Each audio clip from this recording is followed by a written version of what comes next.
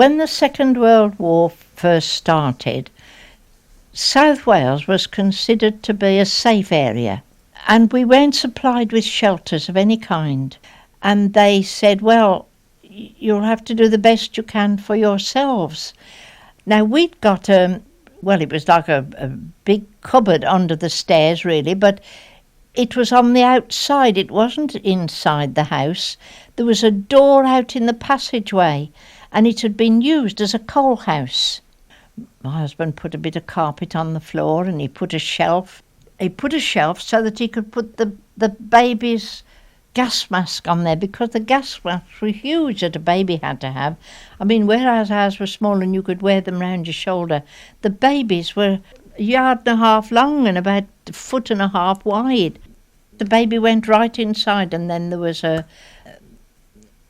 like a handle on the top that you pumped up and down, so that you had to keep doing that every now and again, you see. But when we got into the shelter, it put a couple of chairs in there, and we had the baby in a wicker basket. Weekend baskets, they called them years ago, but this was quite a big one. And we had it in between us.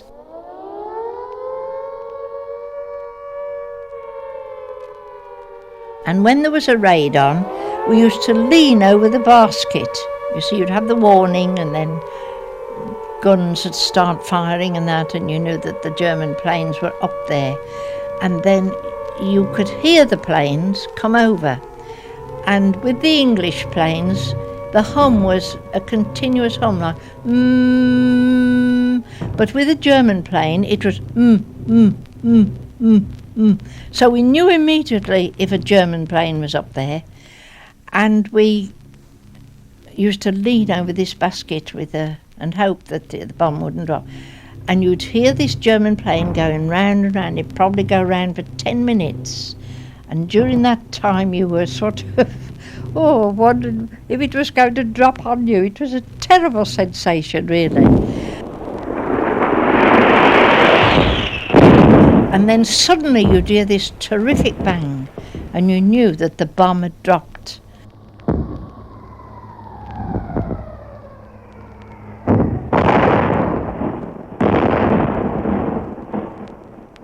And you'd say, oh, thank goodness for that.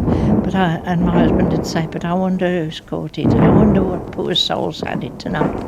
And one night, there hadn't been a bomb dropped for about half an hour, but the all clear hadn't come. And I went out, and my neighbour called me, and she said, oh, what a terrible night it's been, Mrs. Barber. And I said, yes, dreadful. I said, but perhaps they've finished now, I hope so. And suddenly we heard a bomb coming down.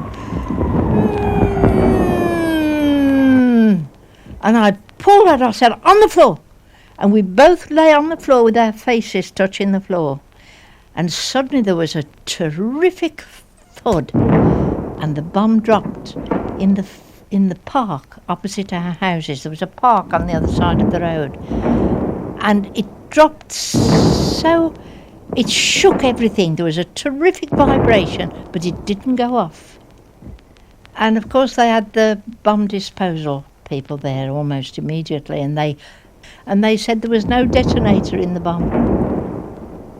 So we said, oh, thank goodness for the saboteurs. People had sabotaged that bomb.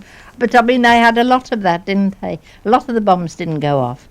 But there was all sorts of, things that I could tell you about that happened. For instance, this is only a small thing, really.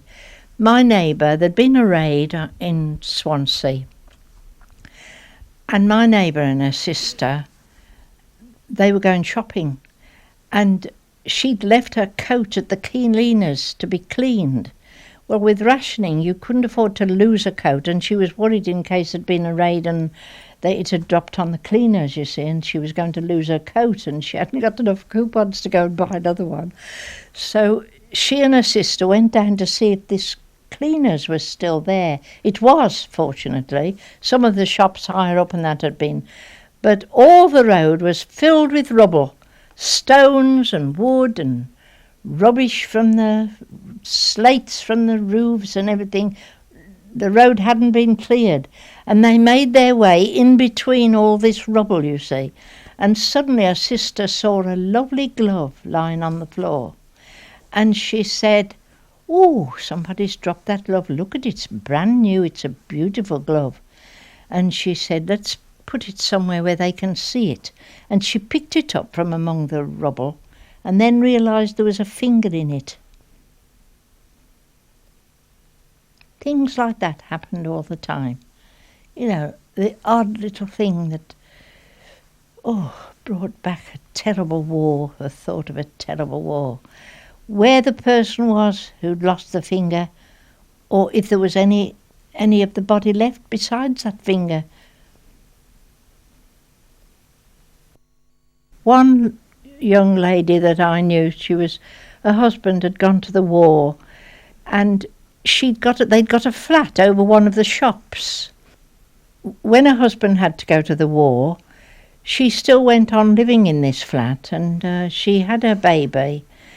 And of course she was able to write and tell her husband that she'd had the baby and that. But then there was a terrible raid, and she was in this flat over the shop, and she'd got a bed and she'd got the cot by the side of the bed. And the bomb dropped, and she dropped down 3 floors. She went down with the bed down 3 floors. And of course she was unconscious when she got down there. Something had fallen on her, and the walls had fallen in and all that kind of thing. When she came round, she was in the hospital, and she said to the nurse, "Where's my baby?" And she said, "Well, I haven't said anything about the baby." And she said, "Well, my baby was in the cot by the side of me." So she said, "Well, she just have to get up and go and find it." And no, she said, "You can't get up, you must stay in bed." But she said, I'll tell them and they'll look for it, they'll find it." But she did get up and go out the next day, because this baby wasn't found. And she walked up and down where all these buildings had all been bombed, you see. And there was parts of buildings there. And she looked up onto the roof, looking up, and suddenly, round, just some way away really from where she'd been living, there was a chimney stack with 4 chimneys still there. And she could see a bit of a shawl hanging from this chimney. And she thought, that just looks like my baby's shawl. I'm sure it must be. And of course within a few minutes she'd got the fire brigade and the great big ladders up to the sill, and they found this baby wedged in between these 4 chimneys. And of course it was dead. It had been there 2 or 3 days. But they gave it her into her arms.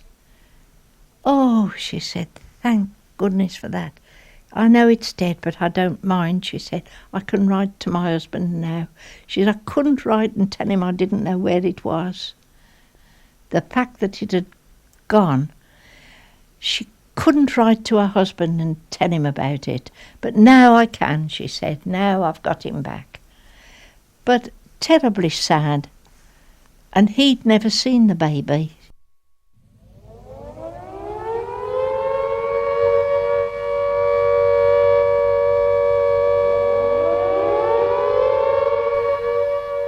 Of course, with Swansea, they had 3 nights of it, but I always used to send a postcard to my mother every morning, and she always sent me one to say they were all right. Send a postcard every morning when the raids were over and I was all right. I'd send her a postcard and she'd get it the next morning.